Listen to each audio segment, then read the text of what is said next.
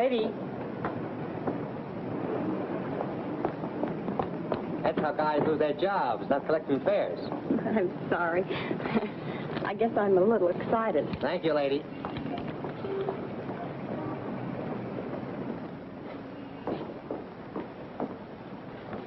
Good evening. Good evening. I'm Mrs. Stewart. Would you give me my husband's room number, please? Lieutenant Stewart. Lieutenant Stewart. Yes, he's arriving today. I wired for the reservation. Lieutenant and Mrs. Paul Stewart. You say you wired for a reservation? Yes, Mrs. Paul Stewart. I'm afraid there's been a slip-up. Apparently your wire wasn't received. But I sent it 3 days ago. Well, I'm sorry, Mrs. Stewart. Unfortunately, there's nothing I can do for you. You mean I can't stay here? Well, I wish I could help, but we're completely booked up. But I've got to stay here. This is the only place we can find each other. I thought for 2 years he was dead, and now I don't know if he's been hurt or what. Please don't be upset, Mrs. Stewart. Perhaps I can arrange something. Has Mr. Walters checked in yet? No, sir, not until tomorrow. Fine, then we can give them 816C for the night. But you will have to leave by noon tomorrow. Yes, of course. Thank you very much. Not at all. Will you register, please?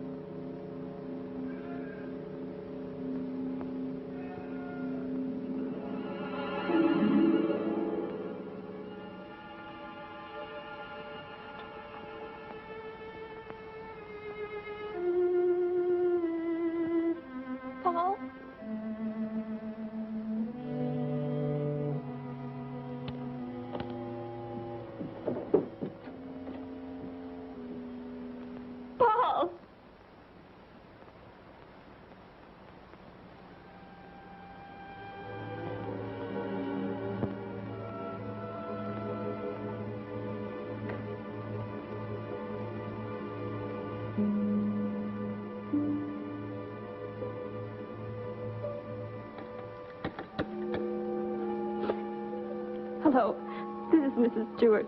Did my husband come in? No, thank you.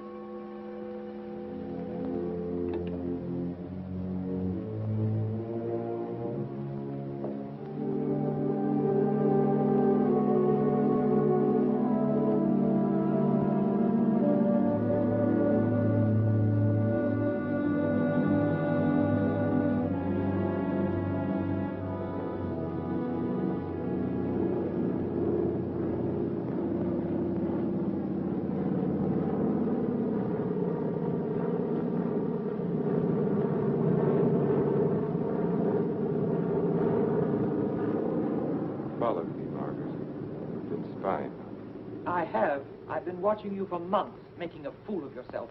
I don't think so. Bringing her here. Elaine was just about to leave. I didn't interrupt too soon? Perhaps it's just as well things worked out like this, Margaret. I've decided to ask you for a divorce. A divorce? Well? Why should I divorce you? Oh, please, Margaret, let's be sensible. Whatever we had for one another is gone. We've been afraid to admit it before, but it's true. Elaine and I... Well, I love her. You never loved anyone but yourself. Please, Margaret. I was good enough for you once, but now you want someone younger. It's not that way at all. It's just that I can't go on with you any longer. All right, Richard. You can have your divorce. You're right. We are strangers. But I have some pride, and no one's going to think you cast me off like Margaret. that. You want your precious Elaine, and you can have her. But people are going to know the truth. I'll start right in by telling the room clerk you've been entertaining your girlfriend in our apartment. Then I'll call the newspapers. Careful, cautious Richard. Destroying everything he is for the sake of a cheap... Get away from that you asked phone, for it, and you're Margaret. going to get it. Leave that I'll phone enjoy alone, telling your Margaret. friends Leave you that and your phone little lover alone. have been up to... I hate you.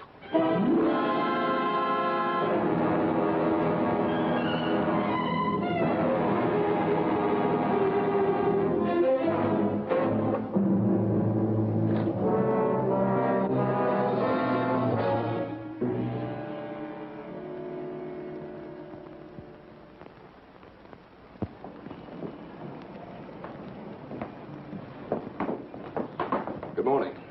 Good morning, sir. I'm Lieutenant Stewart. Oh, yes, Lieutenant. We've been expecting you. Your wife's certainly going to be glad to see you, sir. Well, Mr. Blake, this is Lieutenant Stewart. Mr. Blake's our manager. Lieutenant, you really had us worried. I'm glad you finally got here. For a while, I wasn't sure we'd make it. The weatherman threw the book at us. Well, you're in for a real welcome. 816C, boys. Oh, that's all right. I'd kind of like to surprise her. Very well, sir. Thanks.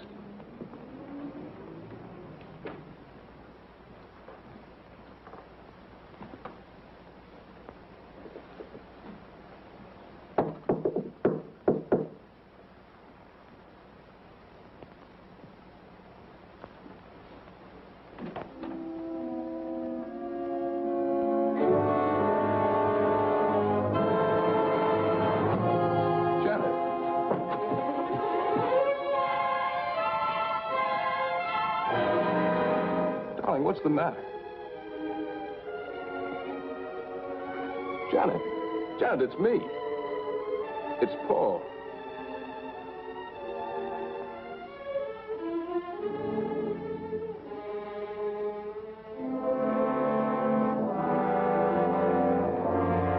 Janet.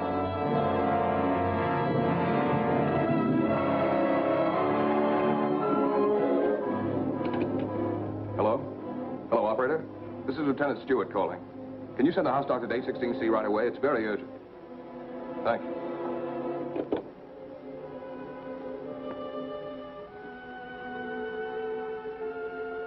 Well?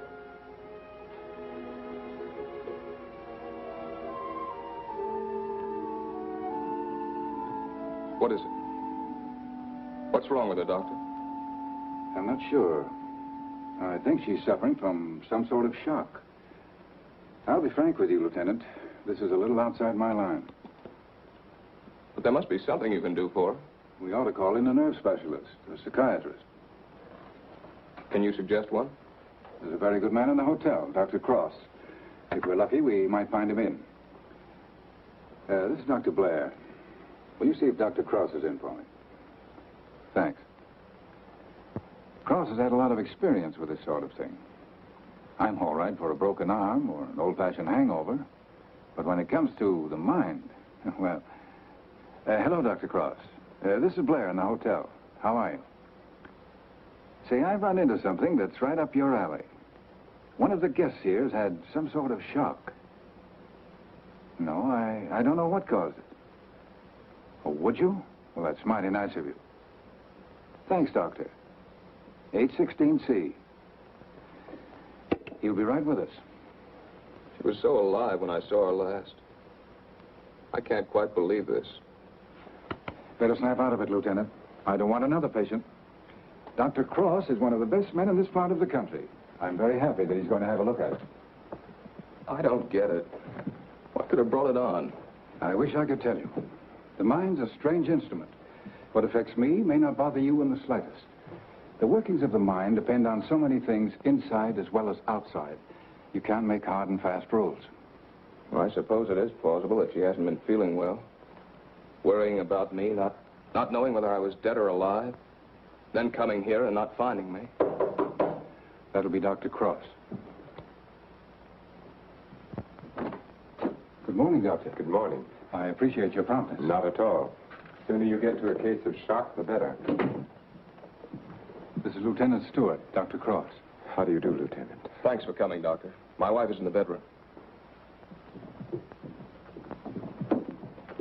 She doesn't know me. She doesn't seem to know anything. Were you here when it happened? I just got in a few minutes ago. When I opened the door, she was sitting on the divan. Her eyes were wide open. She was staring at nothing. Did you notice anything peculiar about her actions when you saw her last? I've been a prisoner of war for 2 years. I've just come home. Oh, I see. She's had a rugged time of it, all right. First thinking I was dead, then hearing from me. On top of all that, my plane was 12 hours late.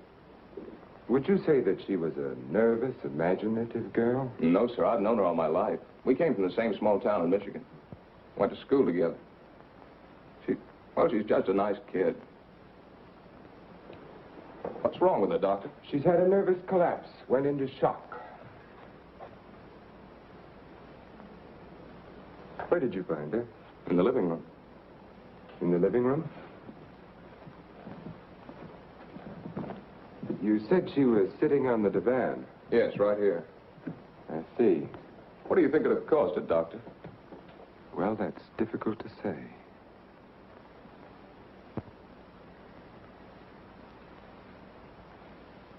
You have no idea how long she might have been sitting there.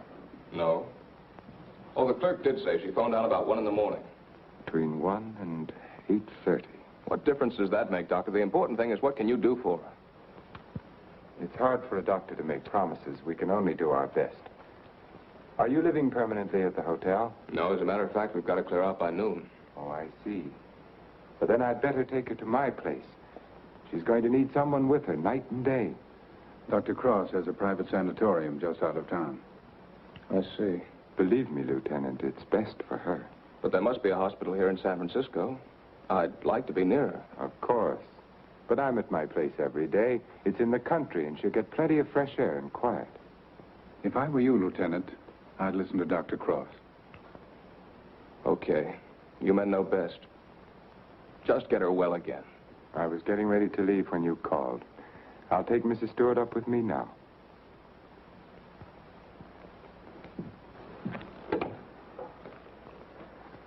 Hello, this is Dr. Cross. Will you get my office, please? I'm going along with her, Doctor. I'd rather you waited, Lieutenant, until I've been able to give her a thorough examination. It's quite possible your presence may excite her and do her more harm than good. It's just that it's been so long since I've seen her. Why don't you drive up with me tomorrow? Miss Jordan, will you call the hospital and tell Miss Hatfield to have a room ready for a new patient? We'll be there shortly. Yes, that's right. You pick us up at the hotel. Right. You'd better pack a bag for your wife, Lieutenant. Thanks, Doctor.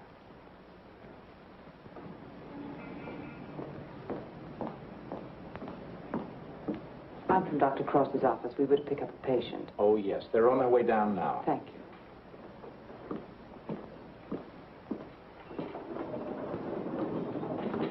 Your car's waiting, Doctor. Thank you. This is Miss Jordan from my office, Lieutenant Stewart. How do you do, Lieutenant? Mrs. Stewart has had a nervous collapse. What a shame. Don't you worry, Lieutenant. We'll soon have her well again. You'll call for me in the morning, right? Yes, I'll pick you up at 11:30.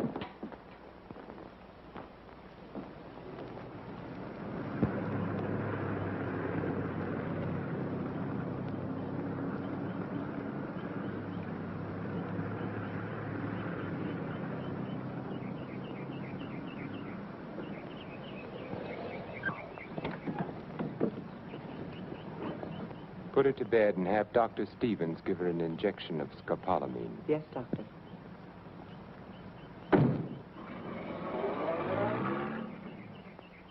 Miss Hatfield, Good morning, Doctor. your patient is coming in at the ambulance entrance. You have a room ready? Yes, I have, sir. Thank you.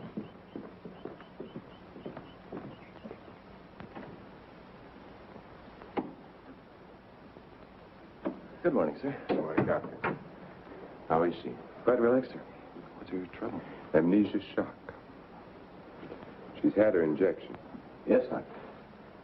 She's ready to talk now. Thank you. That'll be all.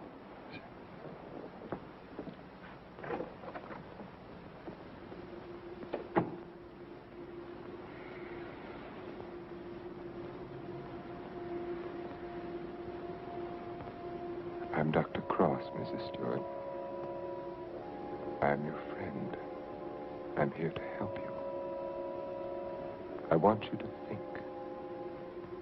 You're going to remember things now. You went to meet your husband at the Belmont Arms. Do you remember that? You were worried about Paul. He didn't arrive on time. You were too nervous to sleep. Did you walk out on the balcony? Yes. I walked out on the balcony. See, you can remember. Now, what did you see from the balcony? They were quarreling. You heard them distinctly? Did you hear them distinctly? He's trying to stop her. He's going to hit her. He's hitting her head. He's killing her. Who's hurting the woman? That man. He's her husband. He's killing her.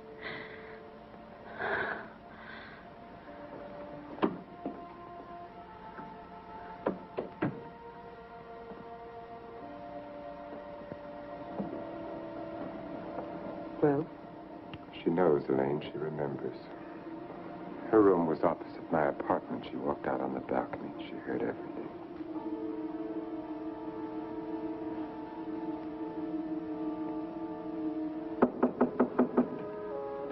Yes? Can you come now, Doctor? They're having trouble with Mr. Edwards again. Yes.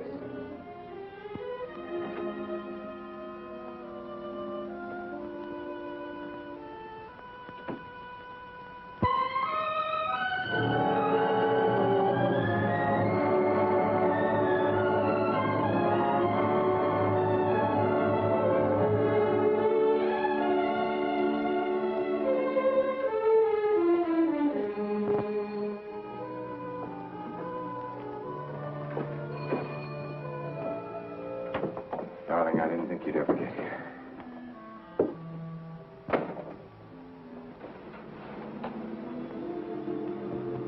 I love you.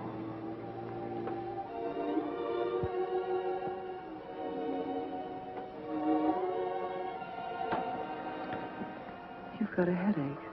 I can tell from your eyes. Yes, it's bursting.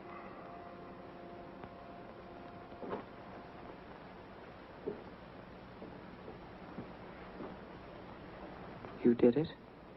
Yes. Yes, I did it. It was horrible, Elaine. I had the porter take the trunk down. I told the hotel manager I was joining my wife in Carmel for a few days to ship the trunk to my lodge.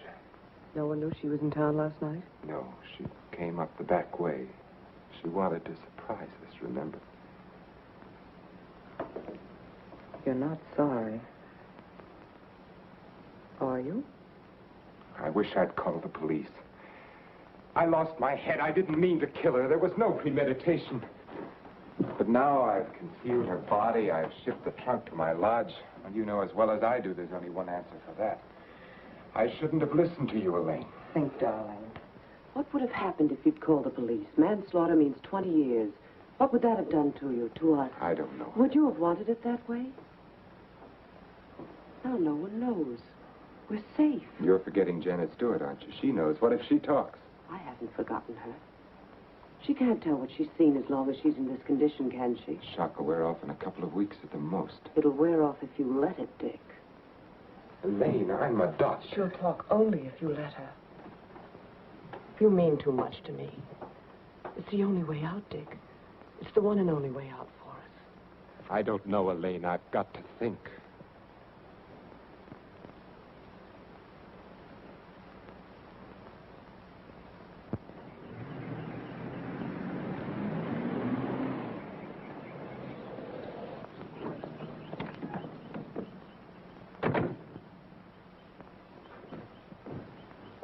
Good morning, Mrs. Penny. Good morning, Doctor. You're looking very well today. Thank you, Doctor. Good morning, Doctor. Good morning, Miss Hatfield. This is Lieutenant Stewart. Miss Hatfield's our head nurse. How do you do, Lieutenant? Is Miss Jordan with Mrs. Stewart? Yes, she is, Doctor. Good morning, Lieutenant. Janet. Darling, it's me. It's Paul. I'm home, dear.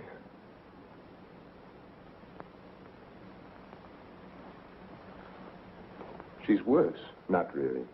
She was restless, and we gave her a sedative. You've got to be patient, Lieutenant. It's going to take time. And you must try to stop thinking of your wife as she was. You see, when you were reported killed, she had a terrible time adjusting herself, but she did. Then when the news came that you were alive and on your way home, it was hard for her subconscious to accept that because the first adjustment had been so difficult.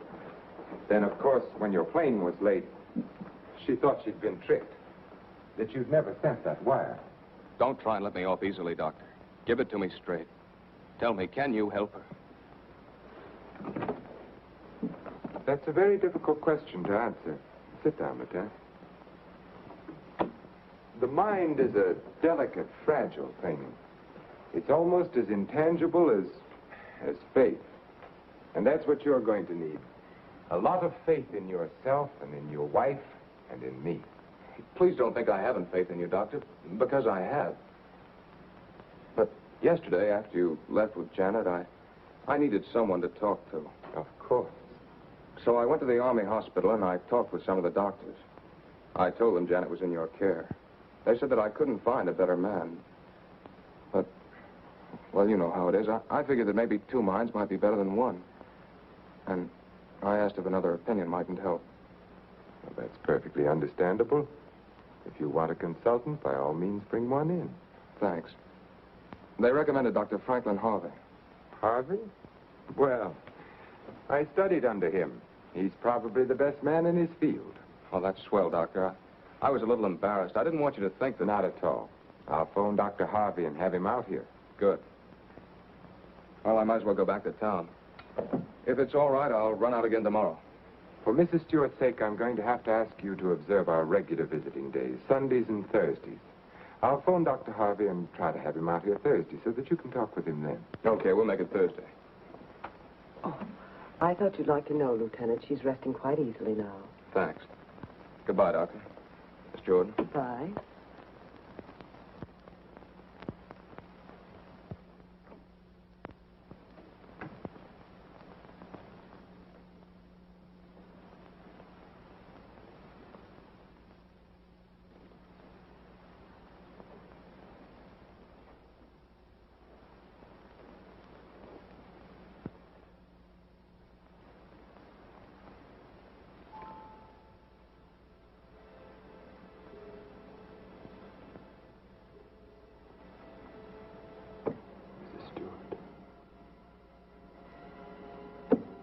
Stewart. You're going out on that balcony again, Mrs. Stewart. You're looking into the other apartment. You're listening to the argument. Do you remember what happened to the woman? He's hitting her. He's hitting her with the candlestick. And now he's hitting you. Oh. Hitting you with the candlestick. Hitting your head again and again. The candlestick killing you. Soon you won't be able to remember anything. You can't hear the sound now. You can't hear anything. You can't hear. You can't remember. You can't remember. You can't remember. Edward's condition is deteriorating rapidly. If this continues, we will have to take steps to put him in a more suitable institution. She's exhausted. You haven't got far to go. Lane, do you think you could manage it here alone for the weekend? Certainly. Why? The trunk should be there tomorrow. I've been wondering. There are no servants at the lodge. What'll happen when the trunk is delivered and there's no one to receive it? Nothing. They'll just leave it on the back porch. When are you leaving? Tomorrow. Dr. Harvey's due here this afternoon. Harvey? Coming here for what? Stewart requested a consultation. You're not going to let him examine her. Of course. How would it have looked if I'd said no? But he might discover something. He has no reason to be suspicious. You can't risk it. I won't let you. I know what I'm doing, Elaine. Darling, you're not thinking clearly. I've never seen things so clearly before in my whole life.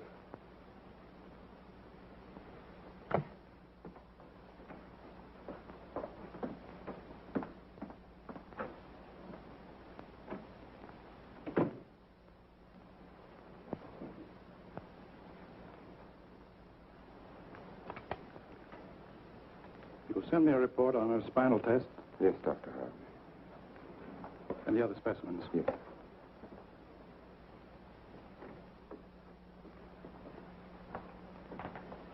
You know, Richard, I'm not sure I completely agree this was all brought on by her husband's late arrival. That was a contributing circumstance. I feel there may have been something else. Well, that's always possible, of course, sir. But I found no evidence of it. Just speculation. Will you have a cigar, sir? Yes, thank you. Let's continue the present treatment and see how she comes along. Yes.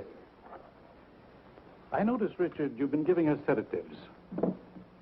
Yes, I have. She's been pretty difficult at times. I'd go easy on them. If she's under sedation, there's no way of knowing when she comes back to normal. No, I'd planned to take her off them within the next 24 hours. Fine. By the way, how's Margaret? I'm joining her at the lodge. Give her my regards when you see her. I will, thank you, sir. Well, I'd better talk with the young man. Sometimes I wonder which are more difficult, patients or their families.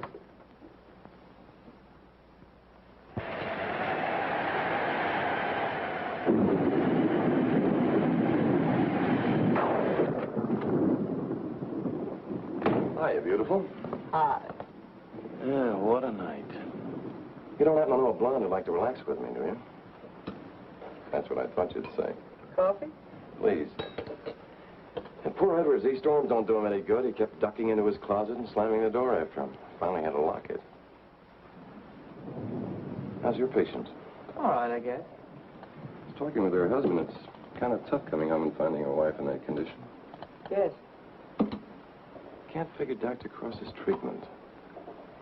Why keep the poor guy from seeing his wife? I think it would help snap her out of it if she saw more of him. Dr. Cross doesn't want to get her excited. After all, the attack was brought on by worry over him. Yeah. That was close.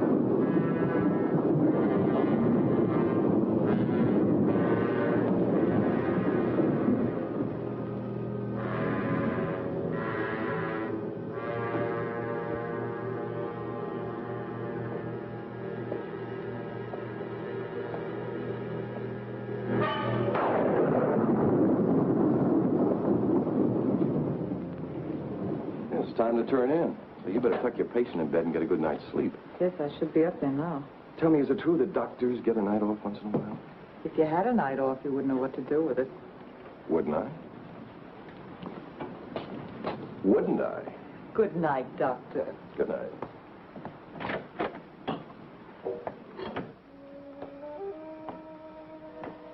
Well, another stormy weekend. It is my night off.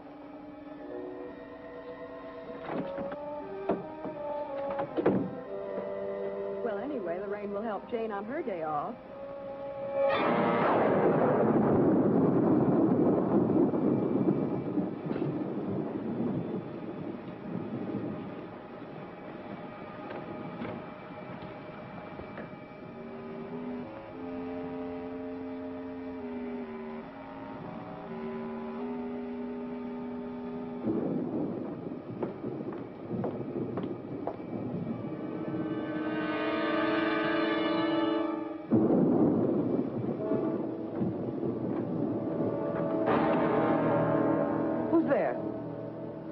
Mr. Edwards, you shouldn't be in here. Come, I'll take you back. Don't to I?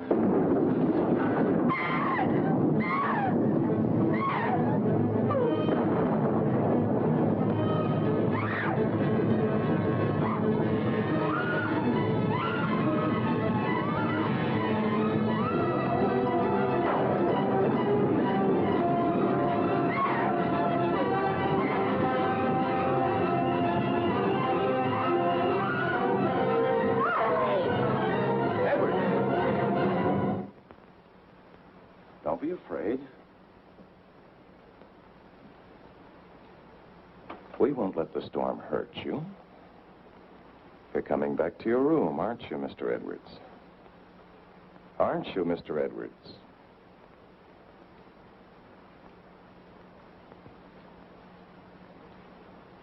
That's fine. Come along. Take care of him, Frank. Yes, Doctor. Come along, sir. Are you all right, Elaine? Yes. Stay there, Mrs. Stewart. It's all over. Oh, he killed her. He hit her on the head and he killed her. Her husband killed her.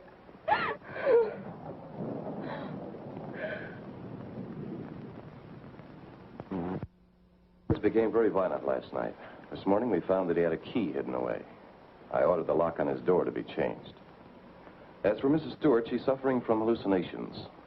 She keeps insisting that she witnessed a murder, which obviously... Come in. Oh, hello, Lieutenant. They told me I'd find you here. I hope I'm not interrupting. Not at all. It's kind of rough, isn't it? Yeah. She's out of her head. She's got a crazy idea she saw a murder. What am I going to do? Ah, you're going to sit tight. She's in good hands. So they keep telling me, but... Oh, she's getting worse. Now, I'm thinking of taking her back to San Francisco, to a hospital there. I wouldn't do that if I were you, Lieutenant. Dr. Cross is tops, you know that. You brought Harvey in to consult. You can't do any better than that. But I can't just sit around and watch her get worse. I've got to do something. Lieutenant, I wouldn't try to kid you for the world. So far, we've tried to snap her out of it with quiet and rest and simple foods. Well, there are a dozen other things we can do. Electric therapy, insulin shock. Insulin shock. They use that in the Army on guys who blow their tops. Sure they do, because it often helps. But you're not going to turn it down on that account, are you? No. Well, relax. The setup here is perfect. Everybody's rooting for you. Now, just take it easy. You mean that? Okay. Say, put in a couple of extra licks, Doc. I'd kind of like to take her home soon. Okay, Lieutenant. We'll do everything we possibly can for her. Goodbye, Doctor. Goodbye. Come on, take your car. Look at this. Mrs. Cross is dead. What? The body of Mrs. Margaret Cross, wife of the noted psychiatrist, has just been recovered from its resting place among the rocks at Point Lobos. Mrs. Cross has been missing since Friday night. Coroner Jess Haynes has pronounced the death accidental.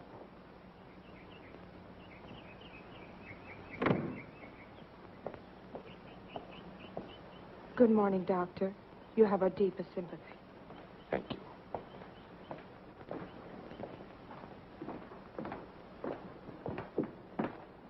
I'm terribly sorry, Doctor. Thank you. Would you come in, Miss Stewart? Yes, sir.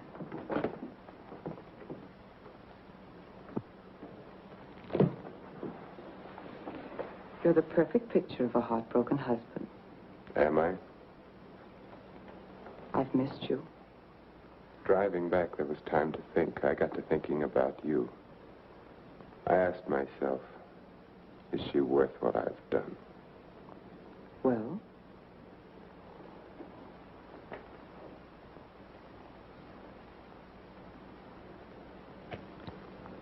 That was a very satisfactory answer. How did things go while I was away? Oh, darling, things are going so well I can hardly believe it. What do you mean? Mr. Edwards got out during the storm. He went into a room. What? He went after me. I struggled with him. She woke up and confused Mr. Edwards with you. She was thrown back into that night at the hotel. Oh, Elaine, that undoes everything I've tried to do. No, Stevens and Miss Hatfield heard her. They're convinced she's insane. Now, no matter what she says, they'll think she has hallucinations. I see. But you don't see, darling. Before you were trying to make a threat. Now she can talk her head off and no one will believe her. If we can encourage her to talk, convince her husband that she's insane, we can keep her here as long as it suits us. Then have her committed.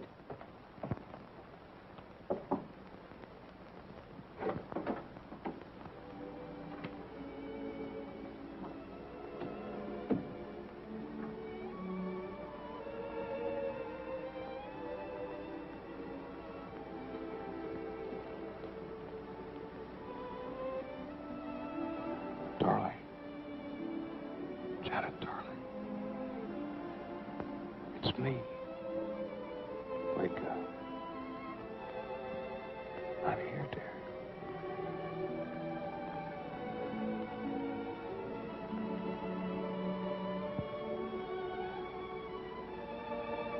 Oh. I've waited all night for you, darling. What took you so long? Don't worry, I'm with you now. We have to be out by morning, Paul. They won't let us stay. Lieutenant Stewart. You shouldn't be in here.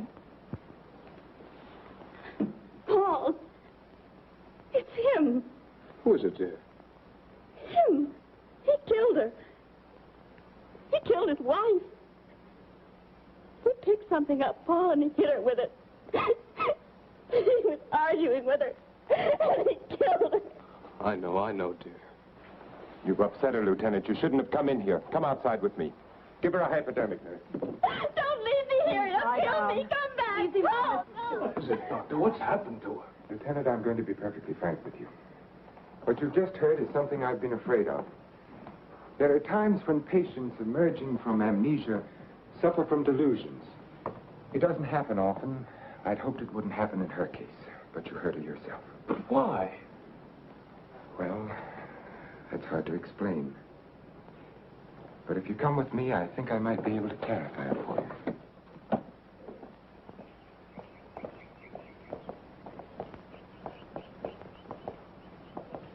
Hello, Mrs. Penny.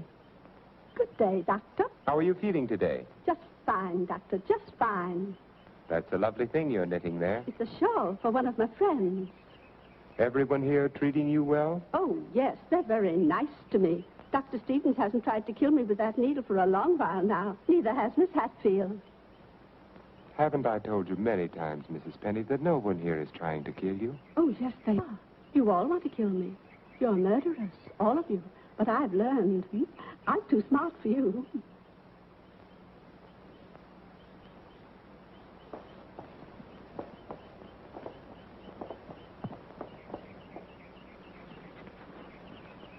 What you've just heard, Lieutenant, for the second time, is the typical attitude of many of our patients towards the hospital staff. But that old lady, she seemed all right. Mrs. Penny is suffering from a paranoid form of dementia precox, characterized either by delusions of grandeur or delusions of persecution, or both. The patient, when confined to the hospital, almost invariably becomes convinced that the doctors and nurses who are treating him are really murderers intent on killing him. This delusion is quite common among mental cases in an institution of this sort. Are you trying to tell me my wife is out of her mind? No. Out of the mind denotes complete loss of reason. Mrs. Stewart hasn't reached that stage. But she's got the same crazy idea as the other patients. Right now, she's merely suffering delusions. However, I feel it's only fair to tell you, Lieutenant, that this condition can become worse. Our fight now is to prevent further deterioration of her mind. You've got to help her, Doctor. You've got to get her well again. I'll do everything I can. Believe me.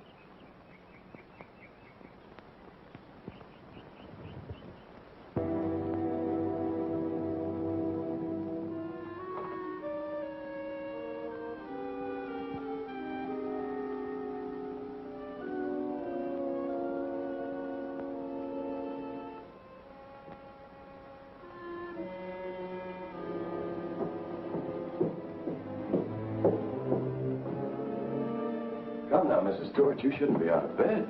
Will you help me, please? Please, please help me. Get the police here, please. We don't need the police, Mrs. Stewart. You come along with me and everything will be all You right. don't understand. There's nothing the matter with me. I want the police. That doctor's a murderer. You go back to bed and we'll call them. Don't talk to me as if I were crazy. I'm telling you the truth. Orderly. Now come along, Mrs. Stewart. No one is going to hurt you. Everything is going to be all right. Orderly! Let me go. No. I'm not crazy. I'm not crazy. I wish you could have been there to see her yourself. Yes, I heard about it this morning. She had the usual delusions. She kept insisting that you were a murderer. You know how they get.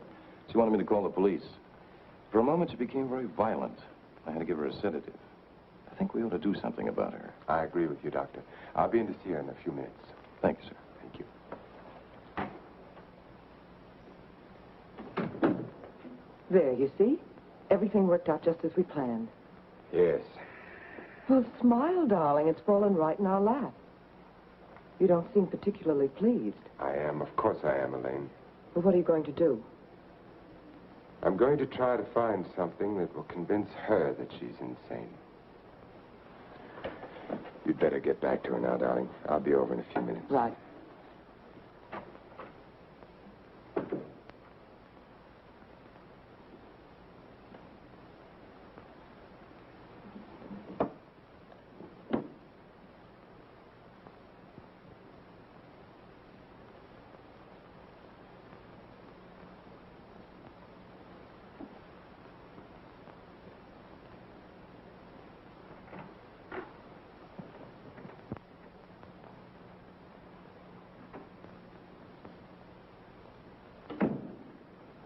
You feeling any better today? I'm all right. There's nothing the matter with me. Miss Jordan tells me that you're still talking about some woman I'm supposed to have killed. I've asked you to stop thinking about such things, Mrs. Stewart. But it was your own wife. If I can prove to you that you couldn't have seen me kill my wife, would you believe that this is a delusion you've been suffering from? You were arguing with her about a divorce.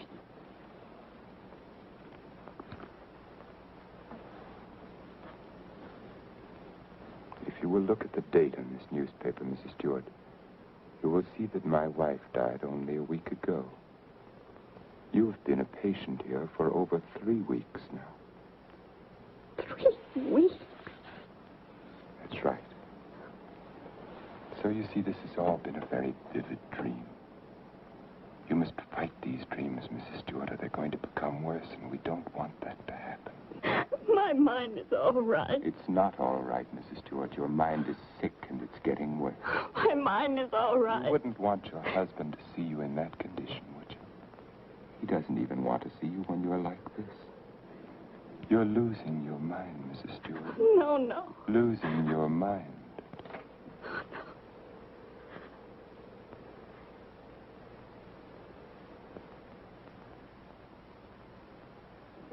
Thank you, Miss Hatfield. Dr. Cross, Yes? there's someone in your office to see you. Did I have an appointment? No, sir. He's from the district attorney's office of Monterey. Oh, yes, thank you.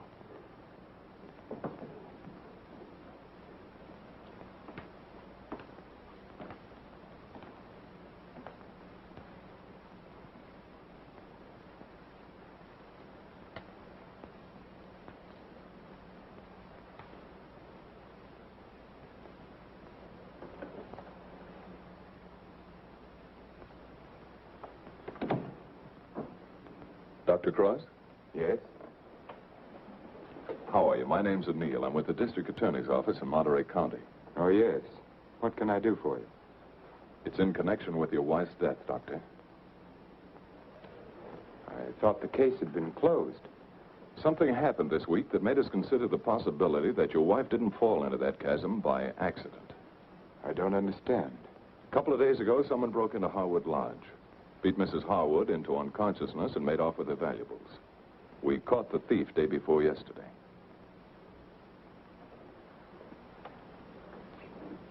But what has that to do with Mrs. Cross's death? It may not have anything to do with it. It occurred to us that since the lodge was so close to your place, the man who clubbed Mrs. Harwood may have paid a visit to your wife.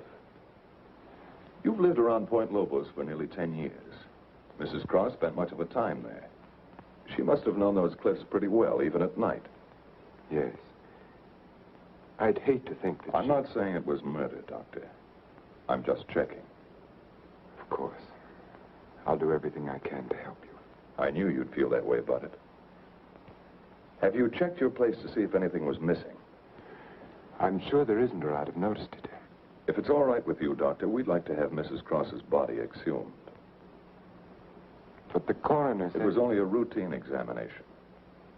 Well, I don't know if that's necessary, Mr. O'Neill. You've got your man. All we've got is a drunken old tramp who clubbed Mrs. Harwood and stole a little money and jewelry. We can't know about Mrs. Cross unless the body's exhumed. But it seems almost sacrilegious. Hasn't she been through enough? Haven't I? I'd hoped you'd be more understanding, Doctor. Naturally, we'll get a court order, but it would be much simpler if you... If this tramp killed your wife, you want to see him punished, don't you? Of course. Then you can't conscientiously object to the exhumation. No. No, Mr. O'Neill, I can't. If the man is guilty, he must be punished, of course. Thank you, Doctor. You'll hear from me one way or the other within the next few days. Thank you for your cooperation.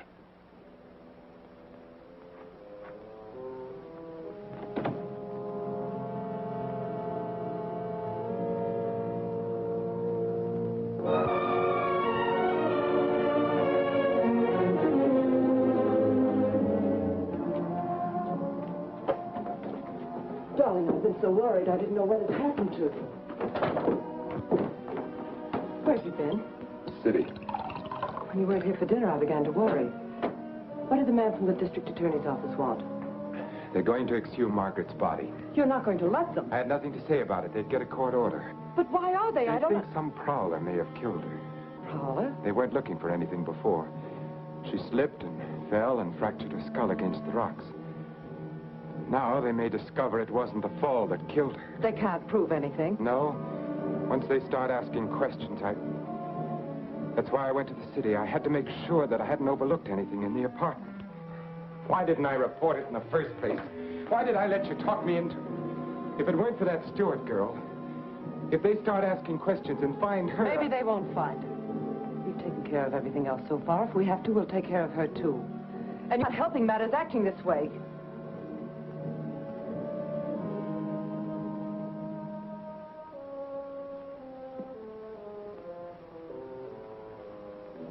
If a man wanted to, if he had courage, he could get rid of her and no one would ever know. Doctor has an advantage. I could give her insulin shock treatment. Shock treatment's indicated in a case like hers. I could give her 4 injections. Then with the last one, an overdose. No one would ever know the difference. Then we'd be safe. No matter what the district attorney's office found, we'd be safe. They'd have nothing on us, Richard. We could get married then. You'd be yourself again, Richard. We'd find peace and quiet here, just the two of us. You don't think I'd do it, do you? Why not? Is her life more important than ours? I've had enough. Look, Elaine, I can't go on like this. Things keep piling up. First it was Margaret, and then tricking that child so that she'd forget.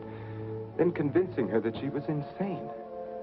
There's a limit beyond which even I can't go.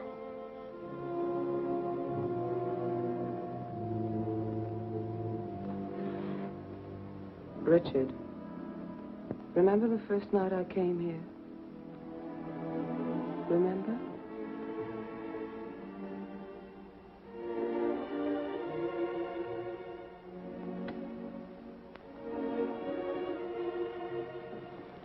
You were alone. You were sitting here in front of the fireplace with a sick headache. The lights were out. You didn't hear me when I knocked, and I opened the door and you said, "Oh, it's you, Miss Jordan." You called me Miss Jordan then, remember? I told you I had to see you about Mrs. Penny's prescription. You talked to me and you saw that I was tired and you asked me if I wouldn't have a drink. I hesitated and you said, "I won't bite your head off, Miss Jordan." We had a drink. Remember? You sat here for a long time and then suddenly you laughed and you said your headache was gone. And you asked me about my family and I told you. And we both laughed. Remember?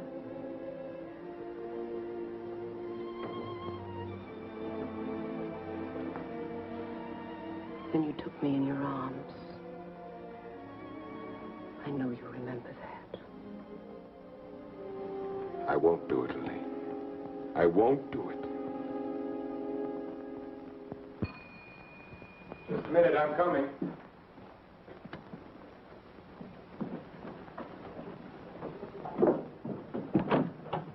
Hello, Doctor. Come in. I hope you hadn't gone to bed. No, They told me at the hospital I'd find you here. I didn't expect to see you so soon, Mr. O'Neill. I thought you'd phone me if there were any developments. I had to serve the papers. Oh, yes? Coroner's inquest subpoena. Now it's legal. What did the coroner find? Your wife was murdered, Doctor.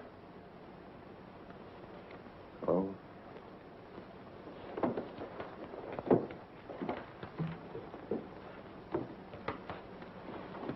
Are you sure? Yes, sir. Sit down, Mr. O'Neill. She was beaten over the head, suffered an explosive fracture. Death was practically instantaneous. This prowler you told me about, you think he did it? Seems so. He clubbed Mrs. Harwood. Your wife went out the same way. A pattern. Killers usually follow a pattern. You don't know how she was killed? I mean, the weapon? She was struck with a candlestick. A candlestick? Are you sure? A heavy silver one. How can you know? Microscope. There were particles of silver in the wound. They told us it was a silver object. There were bits of wax mixed in with the silver. They told us it was a candlestick. Must have been a heavy candlestick to have done the damage. Just routine, Doctor. A criminal doesn't have much of a chance these days, does he? No, sir. By the way, do you have any silver candlesticks at the lodge? We might have. I'd like your permission to go through the house. The murderer may have left the candlestick behind, in which case we'll get fingerprints. If he got rid of the weapon, we may be able to find the mate.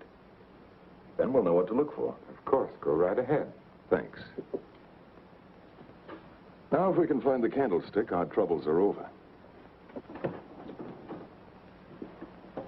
By the way, when did you see Mrs. Cross last? Alive, I mean. Oh, a couple of weeks before she was killed. Why? Can you place it a little more definitely? I think so. Things had been piling up around here, and I needed a change. So I drove down to Point Lobos on a Friday night. Anyone see you? I don't think so. Why? We're trying to fix the exact time of her death. Well, I'm not sure anyone saw me. I drove down there on Friday night, left there around 9:30 Saturday night. Well, it's not too important. Naturally, I want to do everything I can to help you, Mr. O'Neill. If I think of anything, I'll get in touch with you. Thanks. Sorry to bother you so late. That's all right. See you at the inquest. Good night, Doctor. Good night.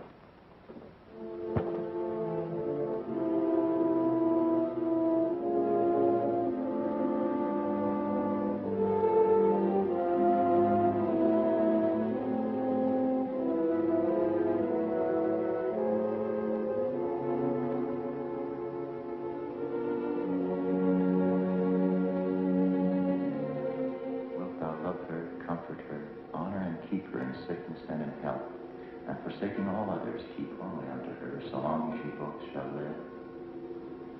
I will. What's the matter, Richard? You haven't been yourself lately. Something on your mind? Darling, what's happening with us? Richard, I must speak to you. People are talking about you and that nurse, Miss Jordan. How do you like my hair, Richard? Of course, I've had it dyed. Everyone says it makes me look years younger. I could give her 4 injections. Then with the last one, an overdose.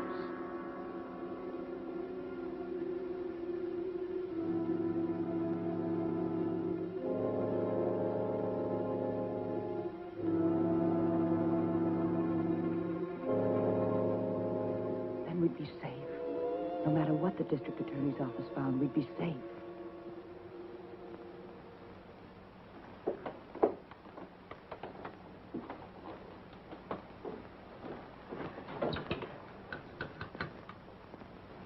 Get me Lieutenant Stewart, please. The treatment itself consists of a series of shocks brought on by injections of insulin. The dosage and the degree of shock is gradually increased until we've reached what we feel is the limit the patient's system can stand. Well, if you do give Janet this insulin, how certain can you be that it'll help her? I'm neither a miracle man nor a prophet, Lieutenant. If medicine were an exact science and not an art, I might be able to tell you. But you think there's a chance? Yes, I do. I have seen it work in the Army. All right, Doctor, go ahead and try it. Fine. We'll begin the treatment tomorrow morning.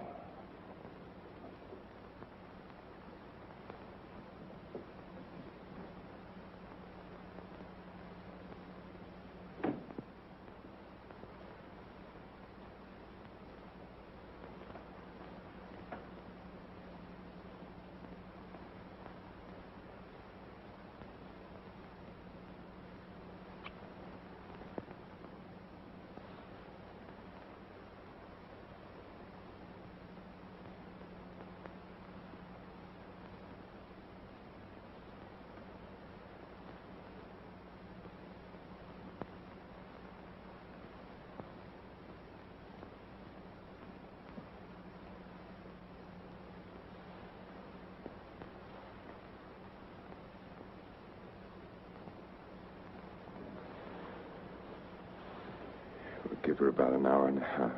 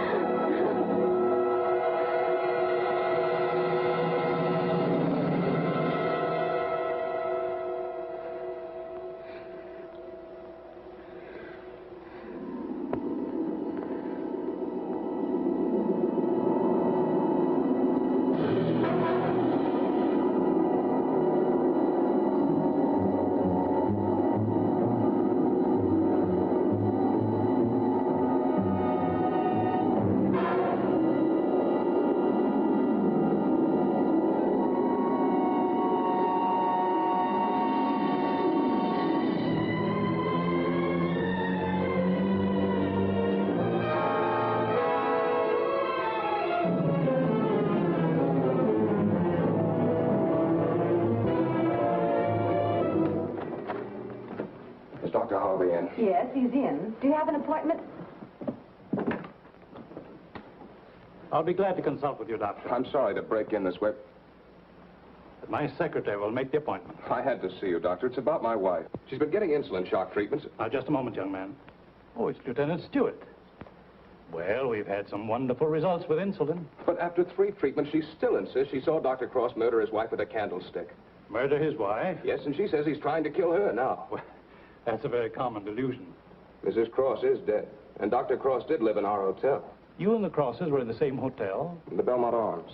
I see. And when was it she said that? Yesterday? Yes, after the treatment.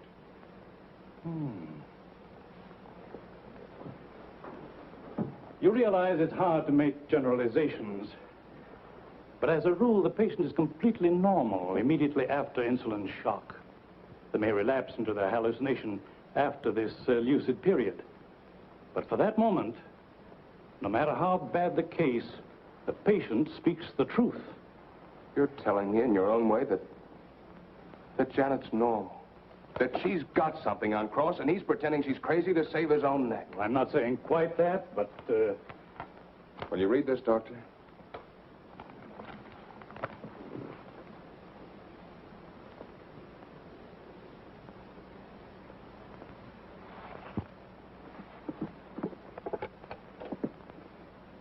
Get Dr. Cross at his sanatorium, please.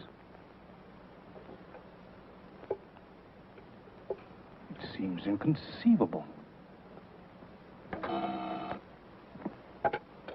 Hello, Dr. Cross. I'm sorry, Dr. Harvey. Dr. Cross is with Mrs. Stewart. No, sir, this is Dr. Stevens' day off. I see. Thank you. Well, Lieutenant, I think a trip is in order.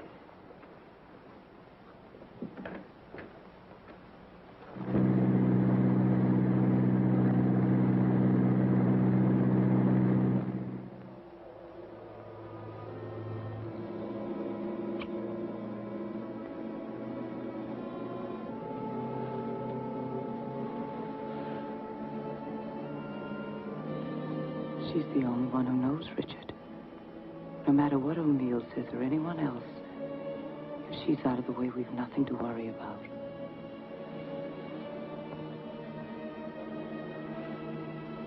They can hint and guess all they want, but without her, they have nothing.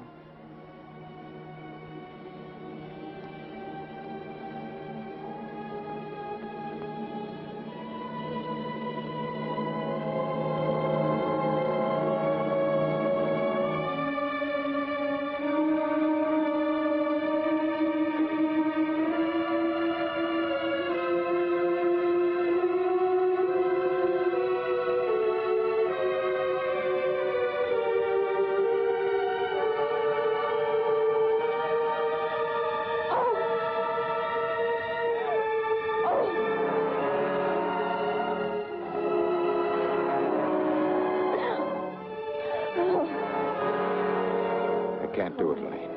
Dexterous. I've got to bring her out. No. No, you can't. Dick, you can't. Dexterous, Elaine. I've got to save her. I've got You to. can. I won't let you. We've got to go through with this. Don't you understand? I can't go through with it. Her life or ours. No one will ever know. Elaine. Richard, listen to me. Let go of me. Richard, I love you. Richard!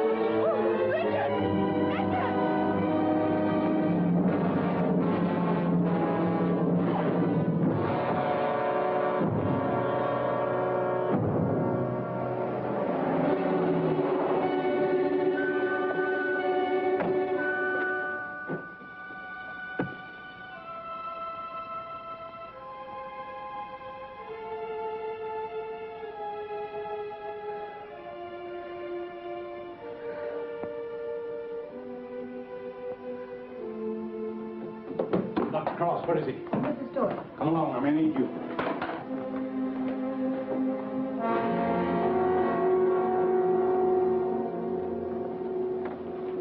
Adrenaline, quickly.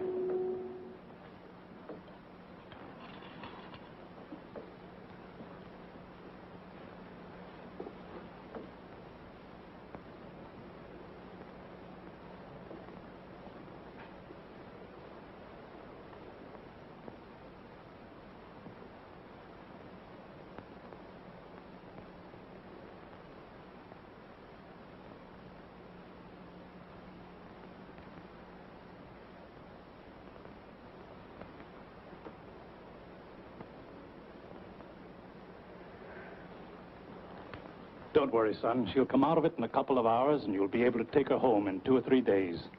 I'm very grateful to you, Doctor.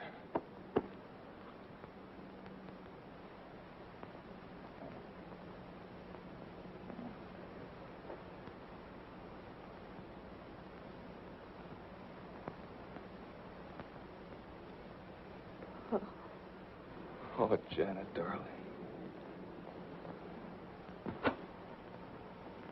September 13th. In the case of Janet Stewart. I gave her insulin shock again today, for the 4th time.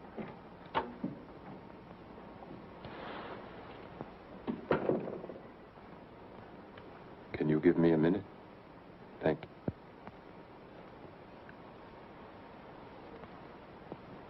Dr. Harvey completed the treatment successfully, and the case is closed.